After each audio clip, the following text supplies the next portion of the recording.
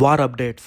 జియో పాలిటిక్స్లో ఎప్పుడేం జరుగుతుందో ఎవరూ ఊహించలేరు. మిడిల్ ఈస్ట్లో స్టార్ట్ అయిన ఒక చిన్న కాన్ఫ్లిక్ట్ ఇప్పుడు గ్లోబల్ ఎకానమిక్ అండ్ ఎన్విరాన్మెంట్ డిజాస్టర్గా ఎలా మారుతుందో చూస్తాం ఈ వీడియోలో. ఒకవైపు ఇరాన్లో ఆయిల్ డిపోస్ తగలబడిపోయాయని మనం ఆల్రెడీ వీడియో చేశాం. అండ్ ఇప్పుడు టెహరాన్ సిటీ మొత్తం యాసిడ్ రైనే కురుస్తుందంట. ఇంకోవైపు అమెరికాకి ఇండియాకి మధ్య ఒక డిప్లొమాటిక్ వార్ నడుస్తుంది. ఇవన్నీ ఒక ఎత్తు అయితే ప్రపంచంలో ఉన్న ఇన్వెస్టర్లు అందరూ భయపడి గోల్డ్ మార్కెట్ వైపు పరిగెడుతున్నారు. దీనివల్ల గోల్డ్ మార్కెట్ వాల్యూ ఏకంగా ఇండియా అండ్ యూకే జీడీపీల కన్నా కూడా ఒక పెద్ద ఎకానమీ లాగా మారిపోతుంది. ఇవన్నీ దాటి ఎవరూ పెద్దగా ఫోకస్ చెయ్యలేని విధంగా ఒక బిగ్గెస్ట్ థ్రెడ్ ప్రపంచం మీద పడబోతుంది. అదే ఫెర్టిలైజర్ షాక్. ఈ ఆయిల్ వార్ వల్ల మన ఫుడ్ సెక్యూరిటీ ఎలా రిస్క్ లో పడుతుందో, గ్లోబల్ సప్లై చైన్ ఎలా బ్రేక్ అవుతుందో ఒకసారి క్లియర్ గా డేటాబేస్ ప్రకారం మనం అనాలిసిస్ చేద్దాం. ఇలాంటి కాంప్లెక్స్ జియో పొలిటికల్ ఇష్యూస్ ని డీకోడ్ చేసి రీసెర్చ్ చేసి ఇంత డీటెయిల్డ్ గా నేను ఈ ఇన్ఫర్మేషన్ ని మీ ముందుకు తీసుకొని రావడానికి నేను చాలా ఎఫర్ట్ పెడుతున్నాను. నా హార్డ్ వర్క్ మీకు నచ్చితే మీరిచ్చే సపోర్ట్ ఒక్కటే. ఈ వీడియోని లైక్ చేసి షేర్ చేయండి. అలాగే నా ఛానల్ని సబ్స్క్రైబ్ చేసుకోండి. ఫస్ట్ ఆఫ్ ఆల్ మన ఇండియా స్టాండ్ ఈ వార్ విషయంలో ఎలా ఉందో తెలుసుకోవాలి. మన ఎక్స్టర్నల్ అఫైర్స్ మినిస్టర్ జైశంకర్ గారు పార్లమెంట్ లో ఒక వెరీ ఇంపార్టెంట్ సుమోటో స్టేట్మెంట్ ఇచ్చారు. మిడిల్ ఈస్ట్ లో సిచ్యువేషన్ రోజు రోజుకి వరస్ట్ గా మారుతుంది. ఆ రీజన్ లో మన ఇండియాకి ప్రతి ఏటా దాదాపు $200 బిలియన్ ట్రేడ్ జరుగుతుంది. ఇది మామూలు నెంబర్ కాదు, ఎందుకంటే మన ఎకానమీకి ఒక హ్యూజ్ పిల్లర్ లాంటిది ఈ ట్రేడ్. దానికి తోడు మన ఎనర్జీ సెక్యూరిటీ అంటే మనకు కావాల్సిన ఆయిల్, నేచురల్ గ్యాస్ సప్లైస్ అన్ని అక్కడి నుంచే వస్తున్నాయి. అందుకే జైశంకర్ గారు ఈ ఇష్యూని చాలా సీరియస్ గా తీసుకొని మానిటర్ చేస్తున్నామని పార్లమెంట్ లో చెప్పారు. అంటే గల్ఫ్ రీజన్ లో సుమారు 2 కోట్ల మంది దాకా ఇండియన్ వర్కర్స్ ఉన్నారు. ఈ వార్ స్టార్ట్ అయినప్పటి నుంచే మన ఇండియన్ గవర్నమెంట్ చాలా ఫాస్ట్ గా రియాక్ట్ అయ్యి ఎవాక్యుయేషన్ సిస్టమ్ స్టార్ట్ చేసింది. ఏప్రిల్ 1 నుండి ఎయిర్ స్పేస్ కొద్దిగా ఓపెన్ అయింది. డైరెక్ట్ ఫ్లైట్స్ దొరకని వాళ్ళ కోసం సౌదీ అరేబియా, ల్యాండ్ రోడ్స్ తో పాటు అర్మేనియా లాంటి నైబరింగ్ కంట్రీస్ కి ఇండియన్స్ ని షిఫ్ట్ చేసి అక్కడ నుండి కమర్షియల్ ఫ్లైట్స్ ద్వారా మన దేశానికి తీసుకువస్తున్నారు. ప్రైమ్ మినిస్టర్ మోదీజీ గారు డైరెక్ట్ గా UAE, Qatar, Saudi Arabia, Kuwait లాంటి కంట్రీస్ లీడర్స్ తో మాట్లాడారు. ఒక ఇంట్రెస్టింగ్ పాయింట్ ని జైశంకర్ గారు మెన్షన్ చేశారు. మార్చి 4న ఇరాన్ కి చెందిన ఒక వార్ షిప్ ఉంది కదా, IRIS-11. అది మన కొచ్చి పోర్ట్ లో డాక్ అవడానికి ఇండియా అనుమతి ఇచ్చింది. వాళ్ళ షిప్ లో టెక్నికల్ ఇష్యూస్ రావడం వల్ల డాక్ చేయడానికి పర్మిషన్ ఇచ్చామని క్లియర్ గా జైశంకర్ గారు చెప్పారు. ఇక గ్రౌండ్ జీరోలో ఇరాన్ లో పరిస్థితి ఎంత భయంకరంగా ఉందంటే ఇజ్రాయెల్ డిఫెన్స్ ఫోర్సెస్ చేసిన దాడుల్లో టెహరాన్ సిటీ మొత్తం డిజాస్టర్ లాగా మారిపోయింది. అక్కడున్న ఆయిల్ రిఫైనరీస్ మీద ఆల్రెడీ దాడి జరిగింది. ఆ టెహరాన్ చుట్టుపక్కల ఉన్న ఆయిల్ డిపోస్ మీద అండ్ అక్కడున్న ఒక పెద్ద ఆయిల్ రిఫైనరీ మీద టార్గెట్ చేశారు. అక్కడ ఫ్యూయల్ లీక్ అయిపోయి రోడ్డు మీదకి వచ్చేసింది. అంటే అక్కడ ఎలా ఉందంటే ఇది అంతా ఒక రివర్ ఆఫ్ ఫైర్ లాగా ఉంది, మంటలు ప్రవహించే నదిలాగా ఉందని అక్కడున్న లోకల్ పీపుల్ చెప్తున్నారు. ఈ పేలుల వల్ల గాల్లోకి కొన్ని వేల టన్నుల టాక్సిక్ కెమికల్స్ అంటే మసి రిలీజ్ అయింది. దీనివల్ల మార్నింగ్ టైంలోనే టెహరాన్ లో కార్స్ లేదంటే బైక్స్ హెడ్ లైట్స్ వేసుకొని వెళ్లాల్సి వస్తుందంట. ఆకాశంలో ఆ మసంతా ఆ మేఘాల్లో కలిసిపోయి టెహరాన్ సిటీ మొత్తం బ్లాక్ గా మారిపోయి ఒక నల్లటి వర్షం లాగా కురుస్తున్నట్టు అనిపిస్తుందంట.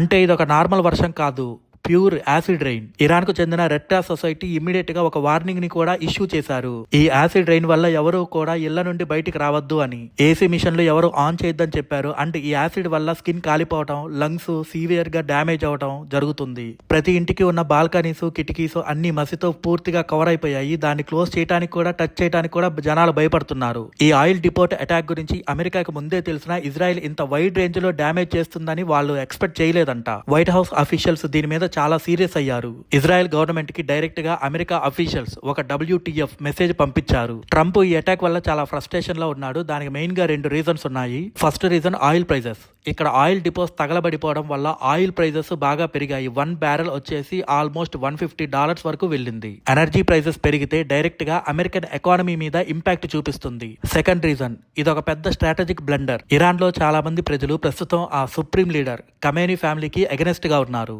ఇరాన్ ప్రజలు ట్రంప్ ప్లాన్ చేస్తున్న రెజిమే చేంజ్ కి సపోర్ట్ చేసే ఛాన్స్ ఉంది. 50-50 గా ఉన్నారు. కానీ ఇలా డైరెక్ట్ గా పబ్లిక్ కి అవసరమైన ఆయిల్ సైట్స్ గానీ, పవర్ సైట్స్ గానీ తగలబెడితే అక్కడుండే ప్రజలకు కూడా చాలా కోపం వస్తుంది కదా. సో వాళ్ళ మీద యాసిడ్ రైన్ వచ్చేలా చేస్తే అమెరికాకి సపోర్ట్ గా ఉన్న ఇరాన్ ప్రజలే అమెరికాకి అగెనెస్ట్ గా మారిపోతారు. ఇప్పుడు ప్రస్తుతం ఇరాన్ కి కొత్త లీడర్ వచ్చాడు కదా, ఆ లీడర్ కే సపోర్ట్ చేసే ఛాన్స్ ఉంటుంది ఎక్కువగా. ఇజ్రాయెల్ ఇంత బ్లైండ్ గా అక్కడున్న ఇరాన్ ప్రజల మీద అటాక్ చేయడం వల్ల. సో ఇక్కడ అమెరికా ప్లాన్ బ్యాక్ ఫైర్ అయ్యిందని ట్రంప్ కి టెన్షన్. ఎగ్జాక్ట్ గా ఇదే టైంలో ఇరాన్ రాజకీయాలు రాజకీయాల్లో పెద్ద డెవలప్మెంట్ జరిగింది. ఆయతుల్లా ఖమీనీ చనిపోవడం వల్ల ఆయన కొడుకుని అక్కడ సుప్రీం లీడర్ గా డిక్లేర్ చేశారు. అతన్ని డిక్లేర్ చేసిన వెంటనే అతని పేరు మీద ఇజ్రాయెల్ మీదకు first wave of missiles fire అయ్యాయి. ట్రంప్ ఏమనుకున్నాడంటే ఇరాన్ లీడర్ ని సెలెక్ట్ చేయాలనుకున్నాడు. కానీ ఇరాన్ ప్రభుత్వం ఏం చేసిందంటే ఖమీనీ కొడుకునే లీడర్ గా సెలెక్ట్ చేసింది. ఇదంతా ఒక ఎత్తు అయితే జియో పొలిటికల్ టెన్షన్స్ వల్ల గ్లోబల్ ఇన్వెస్టర్లలో ఇంకో భయం స్టార్ట్ అయింది. ఈ ఫియర్ ఫ్యాక్టర్ వల్ల గోల్డ్ అనేది ఒక మామూలు ప్రీషియస్ మెటల్ నుండి ఒక $1 ట్రిలియన్ ఫైనాన్షియల్ సూపర్ పవర్ లాగా మారిపోయింది. ఎప్పుడైతే ఇజ్రాయెల్ మీద అటాక్ స్టార్ట్ అయ్యి వార్ ఎస్కలేట్ అయిందో ఇన్వెస్టర్లు స్టాక్ మార్కెట్ లో ఉన్న ఫండ్స్ అన్ని తీసేసి సేఫ్ హెవెన్ అయిన గోల్డ్ మీద ఇన్వెస్ట్ చేయడం స్టార్ట్ చేశారు. దీనివల్ల గోల్డ్ ప్రైస్ రికార్డు బ్రేక్ చేస్తూ ఔన్స్ కి $5,400 దాటేసి $5,600 మార్కులోకి వెళ్తుంది. ఈ రైజ్ వల్ల ప్రపంచ వ్యాప్తంగా ఉన్న గోల్డ్ టోటల్ మార్కెట్ వాల్యూ $30 నుండి $35 ట్రిలియన్ రేంజ్ కి వెళ్లిపోయింది. దీన్ని మీరు మామూలు నెంబర్ అనుకోకండి. ఇండియా ఎకానమీ $4 to $5 ట్రిలియన్ ఉంటే బ్రిటన్ ఎకానమీ అటు ఇటుగా $3 ట్రిలియన్ ఉంటుంది. ఈ రెండు కంట్రీస్ ఎకానమీ కలిసినా కూడా గోల్డ్ మార్కెట్ వాల్యూలో ఈ రెండు కంట్రీస్ ఒక జీడిపి సగం కన్నా తక్కువ ఉంటుంది. ఒక దేశం ఎదగాలంటే ఎన్నో ఫ్యాక్టరీస్ ఉండాలి, వర్కర్స్ ఉండాలి, ఇన్ఫ్రాస్ట్రక్చర్ ఉండాలి, చాలా ఉండాలి. కానీ గోల్డ్ కి ఇవేమీ అవసరం లేదు. కేవలం మనుషుల ఫియర్ ని క్యాలిక్యులేట్ చేసుకుంటూ గోల్డ్ వాల్యూ బాగా పెరిగిపోతుంది. పాస్ట్ లో చాలా ఏళ్ళగా 65/40 పోర్ట్ఫోలియో ఉండే 60% స్టాక్స్, 40% బాండ్స్ అన్ని నమ్మిన వాళ్ళందరూ ఇప్పుడు గోల్డ్ వైపు షిఫ్ట్ అవుతున్నారు. సెంట్రల్ బ్యాంక్స్ అన్ని కూడా పెద్ద మొత్తంలో గోల్డ్ ని అక్యూములేట్ చేసుకుంటున్నాయి. ఈ కాన్ఫ్లిక్ట్ ఉన్నంత కాలం గోల్డ్ ఒక అల్టిమేట్ హెడ్జ్ లాగే పనిచేస్తూ ఉంటుంది. కానీ గోల్డ్ ప్రైజెస్ పెరగడం, స్టాక్ మార్కెట్లు పడిపోవడం అనేది కేవలం ఫైనాన్షియల్ డ్యామేజ్ మాత్రమే. ఈ వార్ వల్ల మనుషులందరూ ఫేస్ చేసే ఇంకో పెద్ద ప్రాబ్లం అవుతుంది. అదే ఫెర్టిలైజర్స్. దాని గురించి ఎవరు మాట్లాడట్లేదు, కానీ ఈ రోజు దాని గురించి మనం మాట్లాడుకుందాం. ఫర్టిలైజర్స్ అంటే ఎరువుల గురించి మాట్లాడుకుందాం కొంచెంసేపు, ఎలా ఎఫెక్ట్ అవుతుంది అనేది. ఇరాన్ ఇప్పుడు స్ట్రైట్ ఆఫ్ హార్మోజ్ ని బ్లాక్ చేస్తుంది. అందరి ఫోకస్ కేవలం అక్కడ ఆయిల్ షిప్స్ ఆగిపోతాయి, పెట్రోల్ రేట్లు పెరిగిపోతాయి, గ్యాస్ గురించే. కానీ పెట్రోల్ లేకపోతే 2-3 రోజులు కార్లు లేకుండా సైకిల్ మీద అయినా వెళ్ళొచ్చు. కానీ మనందరికీ ఫుడ్ లేకపోతే ఏమవుతుంది? మోడర్న్ అగ్రికల్చర్ మొత్తం నేచురల్ గ్యాస్ మీద డిపెండ్ అయి ఉంటుంది. నేచురల్ గ్యాస్ లో ఉండే మీథేన్ ని యూస్ చేసి ఒక కెమికల్ ప్రాసెస్ ద్వారా అమోనియాని తయారు చేస్తారు. ఆ అమోనియా నుండే మన పొలాల్లో వాడే యూరియా లాంటి నైట్రోజన్ ఫర్టిలైజర్స్ ని ప్రొడ్యూస్ చేస్తారు. ఇప్పుడు ప్రపంచవ్యాప్తంగా ట్రేడ్ అయ్యే యూరియాలో 1/3 కేవలం ఈ స్ట్రైట్ ఆఫ్ హార్మోజ్ నుండే ఎక్స్పోర్ట్ అవుతుంది. ఖతార్, సౌదీ అరేబియా, యుఏఈ లాంటి కంట్రీస్ ఈ ఎరువుల ఉత్పత్తిలో ఒక హబ్బు లాగా ఉన్నాయి. ఇప్పుడు ఇరాన్ అటాక్స్ కి భయపడి షిప్పింగ్ కంపెనీస్ ఆ రూట్ లో వెళ్లడం ఆపేశాయి. దీనివల్ల మన ఇండియా లాంటి కంట్రీస్ కే చాలా పెద్ద థ్రెట్ ఉంది. మన కంట్రీలో యూరియా ప్లాంట్స్ ఉన్నప్పటికీ ఆ ప్లాంట్స్ రన్ అవడానికి కావాల్సిన లిక్విడ్ నేచురల్ గ్యాస్ LNG ని మనం గల్ఫ్ కంట్రీస్ నుండే ఇంపోర్ట్ చేసుకుంటాం. ఒకవేళ షిప్మెంట్స్ రావటం ఆగిపోయినా లేదా లేట్ అయినా మన ఫార్మర్స్ కి కరెక్ట్ టైం కి ఎరువులు అందవు. నైట్రోజన్ ఫర్టిలైజర్స్ లేకుండా గోధుమలు గాని, వరి గాని, మొక్కజొన్న లాంటి పంటలు దిగుబడి ఆగిపోతుంది. కేవలం ఇండియాకే కాదు, బ్రెజిల్ తన సోయాబీన్స్ క్రాప్ కోసం, అమెరికా తన డొమెస్టిక్ నీడ్స్ కోసం అదే రీజన్ మీద డిపెండ్ అయ్యాయి. అండ్ ఫర్టిలైజర్స్ లో ఉండే ఇంకో ఇంపార్టెంట్ న్యూట్రియంట్ సల్ఫర్. ఈ సల్ఫర్ అనేది ఆయిల్ అండ్ గ్యాస్ ప్రాసెసింగ్ లో ఒక బై ప్రొడక్ట్ గా వస్తుంది. ఎప్పుడైతే ఆయిల్ ప్రాసెసింగ్ ఆగిపోయిందో అప్పుడు సల్ఫర్ ప్రొడక్షన్ కూడా ఆగిపోతుంది. ఇది ఒక చైన్ రియాక్షన్ లాగా గ్లోబల్ అగ్రికల్చర్ సిస్టమ్ ని కొలాప్స్ చేస్తుంది. ఈ ఆయిల్ క్రైసిస్ వల్ల ఓవర్ నైట్ లో రేట్లన్నీ పెరిగిపోతాయి. కానీ ఫర్టిలైజర్స్ షాక్ వస్తే దాని ఎఫెక్ట్ కొన్ని నెలల తర్వాత కూడా కనబడుతుంది. అంటే పంటల దిగుబడి బాగా తగ్గిపోయి గ్లోబల్ మార్కెట్ లో ఫుడ్ ఇన్ఫ్లేషన్ బాగా పెరిగిపోతుంది. అంటే మనం తినే ఫుడ్ రేట్స్ కూడా బాగా విపరీతంగా పెరిగిపోతాయి. ఫ్యూచర్ లో ఈ స్ట్రైట్ ఆఫ్ హార్మోజ్ ని కంట్రోల్ చేయడం అనేది కేవలం ఆయిల్ కోసం మాత్రమే కాదు, కంప్లీట్ గ్లోబల్ ఫుడ్ సెక్యూరిటీని డిక్టేట్ చేయడానికి ఒక వెపన్ లాగా మారుతుంది. ఒక పక్క ఎన్విరాన్మెంట్ ఎఫెక్ట్స్, ఫర్టిలైజర్స్ ఎఫెక్ట్ ప్రపంచాన్ని భయపెడుతున్నాయి. ఇప్పుడు కేవలం ఇజ్రాయెల్, అమెరికా, ఇరాన్ మధ్య మాత్రమే కాదు, చుట్టుపక్కలున్న గల్ఫ్ కంట్రీస్ అన్ని ఈ యుద్ధంలోకి లాగుతున్నాయి. ముఖ్యంగా సౌదీ అరేబియా ఈ కాన్ఫ్లిక్ట్ లో ఇప్పుడు చాలా సీరియస్ రోల్ ప్లే చేస్తుంది. ఇరాన్ ప్రెసిడెంట్ ఒక స్టేట్మెంట్ ఇచ్చాడు, గల్ఫ్ కంట్రీస్ మీద మేము అటాక్ చేయటం లేదు అని. ఈ స్టేట్మెంట్ పబ్లిక్ గానే ఇచ్చాడు. కానీ సౌదీ అరేబియా ఈ స్టేట్మెంట్ ని పూర్తిగా కొట్టిపారేస్తుంది. ఎందుకంటే ఇప్పుడు ఇరాన్ చెప్పేవన్నీ అబద్ధాలు. ఇరాన్ ఇంకా అగ్రెసివ్ ని కంటిన్యూ చేస్తూనే ఉంది గల్ఫ్ కంట్రీస్ అన్నిటి మీద. అండ్ ఈ యుద్ధంలో ఫైనల్ గా అత్యంత భారీ మూల్యం చెల్లించుకునేది, బిగ్గెస్ట్ లోజర్ అయ్యేది ఇరాన్ మాత్రమే అని సౌదీ అరేబియా ఫారెన్ మినిస్టర్ ఒక స్ట్రాంగ్ వార్నింగ్ ఇష్యూ చేశాడు. సౌదీకి ఇంత కోపం రావడానికి ఒక సాలిడ్ రీజన్ ఉంది. ఇరాన్ ప్రెసిడెంట్ ఈ స్టేట్మెంట్ ఇచ్చిన కొన్ని గంటల్లోనే సౌదీలో ఒక పెద్ద, ప్రపంచంలోనే బిగ్గెస్ట్ ఆయిల్ ఫీల్డ్స్ లో ఒకటైన షైబా ఆయిల్ ఫీల్డ్ ని టార్గెట్ చేస్తూ 4 సూసైడ్ డ్రోన్స్ అటాక్ చేశాయి. అదృష్టవశాత్తు సౌదీ డిఫెన్స్ ఫోర్సెస్ ఆ డ్రోన్స్ ని గాల్లోనే ఇంటర్సెప్ట్ చేస్తూ కూల్చేశాయి. జస్ట్ ఇన్ కేస్ ఆ డ్రోన్స్ గనక ఆయిల్ ఫీల్డ్స్ ని అటాక్ చేసి ఉంటే గ్లోబల్ ఎనర్జీ మార్కెట్ లో ఇంకో పెద్ద బ్లాస్ట్ జరిగేది. ఇది మాత్రమే కాదు, సౌదీలోని ఒక రెసిడెన్షియల్ ఏరియా మీద ఒక డ్రోన్ పడి పేలిపోయింది. ఇందులో 2 చనిపోయారు అండ్ 12 మందికి బాగా గాయాలయ్యాయి. వీళ్ళందరూ బంగ్లాదేశ్ కి చెందిన వర్కర్స్ అని సౌదీ డిఫెన్స్ కన్ఫర్మ్ చేసింది. ఇంకో పక్క ఇరాక్ లో కూడా కొన్ని సిచ్యువేషన్స్ ఇలాగే ఉన్నాయి. బహ్రెయిన్ లో సిత్రా ఐలాండ్ దగ్గర జరిగిన ఈ డ్రోన్ అటాక్ లో కూడా దాదాపు 32 మంది సివిలియన్స్ ఇంజూర్ అయ్యారు.